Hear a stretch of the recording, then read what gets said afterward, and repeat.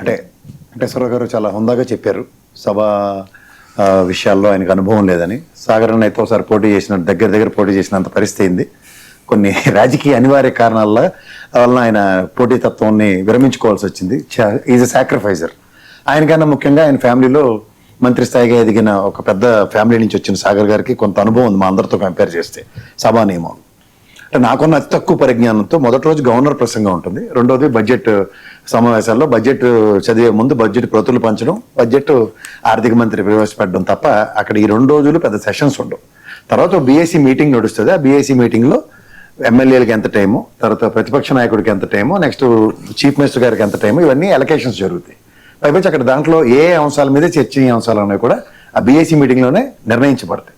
So ఈ first 2 days అన్నవి governor గారికి జీవితంలో చేసిన పాపానికి గవర్నర్ పోస్ట్ వస్తుంది. మొదటిది రిపబ్లిక్ డే ఒకటి, నెక్స్ట్ ఈ రోజు గవర్నర్ ప్రసంగం బడ్జెట్ సమావేశాల ముందు.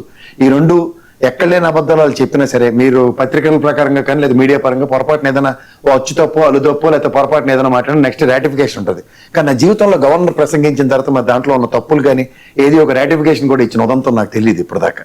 సో అట్లాగేంటంటే చెడు వెండు చెడు కండు చెడు చూడడం అన్న గాంధీ సిద్ధాంతానికి పరిమితమే. ఇవాళ 11 గంటలకి 11 నిమిషాలకి ఏదో చెప్పింది దానికి 11 గంటల కరెక్ట్గా 11 నిమిషాలు ఉండి 11:11కి వెళ్ళేసి అని వెళ్ళిపోయిన జగన్మోహన్ రెడ్డి అయితే నాకు కనపడ్డాడు. రెండోది ఏంటంటే అబద్ధాలు ఓపికగా వినడానికి అంత టైం ఎవరికైనా ఉంటుందంటే రూలింగ్ పార్టీకి ఆబ్లిగేషన్ కాబట్టి వింటారు, అపోజిషన్ పార్టీకి అంత ఇది ఉండదు కాబట్టి వెళ్ళిపోయారు ప్రతులు ఇసిరేసి. దానికి 11 minutes అంటే వాళ్ళ నాకు తెలిసి నెక్స్ట్ సెక్షన్లు ఇవన్నీ జరగబోయే సెక్షన్లు ఇవన్నీ కలిపి 60 రోజులు పెట్టుకుంటే అక్కడికి కూడా జగన్మోహన్ రెడ్డి వాళ్ళు వచ్చిన అటెండెన్స్ సరిపోద్ది. తర్వాత మీరు 60 రోజుల తర్వాత వచ్చి జగన్మోహన్ రెడ్డికి ఫేస్తోనో లేదంటే తంబ ఇంప్రెషనో ఇవన్నీ అంటే అప్పుడు జరగబోయే వాటి మీద చర్యలు ప్రతి చర్యలు స్పీకర్లు తెగించి మాడితే ఏటవుతుందో అది ఆలోచిద్దాం. తర్వాత ఇవాళ సభలో జగన్మోహన్ రెడ్డి ప్రెజెన్స్ అంటే ప్రశ్నలకి అడగడానికి సంధించడానికి ఏముండదు. ఇవాళ అడగవలసిన ప్రశ్న నాకు ప్రతిపక్ష హోదా సభాముఖంగా అడిగాడు. ఎవరో ఇస్తారో అది వాళ్ళ డిస్క్రిప్షన్.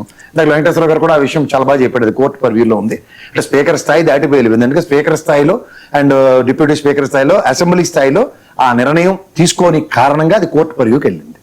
సో ఇక్కడ సబ్సిక్వెంట్ డెవలప్మెంట్స్లో ఇవాళ ఈ పరిణామాలు రేపు కోర్టు ఏ విధమైన డైరెక్షన్ ఇస్తుందో అది ప్రజాబాహుళ్యంలో తేల్చుకుని మాట్లాడొచ్చు. నాకు తెలిసి కాన్స్టిట్యూషన్లో పెద్దలు వెంకటేశ్వర గారు అడ్వకేట్ కూడాను కాన్స్టిట్యూషన్లో ఎక్కడ స్పెసిఫిక్ నెంబర్ ఇంత అపోజిషన్కి ఎంతే రావాలన్నది ఎక్కడే లేదు. ఏదో ఒక పడికట్టు పదంలో నేను ఆ 4గురిని లాక్కుంటే అన్నది ఒక మనకి అదేం కాన్స్టిట్యూషన్ అమెండ్మెంట్ కాదు కదా, అది దాన్ని శాసనం కింద కూడా నేనైతే పరిగణించను. అంటే నాకున్న అతి తక్కువ పరిజ్ఞానంలో కాన్స్టిట్యూషన్ ప్రకారంగా ఆడ్ మెన్ అంటే ఎవరైతే రూలింగ్ గవర్నమెంట్లో ఎగ్జిస్టింగ్ కాకుండా ఒకరిద్దరున్నా ఇద్దరున్నా వాళ్ళకి అపోజిషన్ హోదా ఇవ్వాలి అన్నది నాకు తెలిసింది. కానీ ఇక్కడ అపోజిషన్ లీడర్కి అపోజిషన్ హోదా అంటే అది క్యాబినెట్ స్థాయికి సమానం.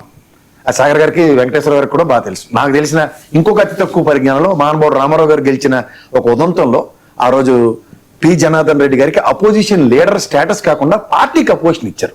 ఆయన ఒక ఫ్లోర్ లీడర్గా ఆయన ప్రతి విషయంలోనూ అపోజిషన్ ఎందుకు అడుగుతారంటే వెంకటేశ్వర గారికి సాగర్ గారికి నాకు చెప్పే అంత స్థాయి కాదు, కానీ ఒక ముఖ్యమంత్రి గారు కానీ సంబంధిత శాఖ మంత్రి గారు కానీ ప్రసంగించిన తర్వాత దాని మీద ఈక్వలెంట్ టైం ఒక ప్రివిలేజ్డ్ టైం ఒక అపోజిషన్ లీడర్కి ఉంటుంది అది మాట్లాడడానికి.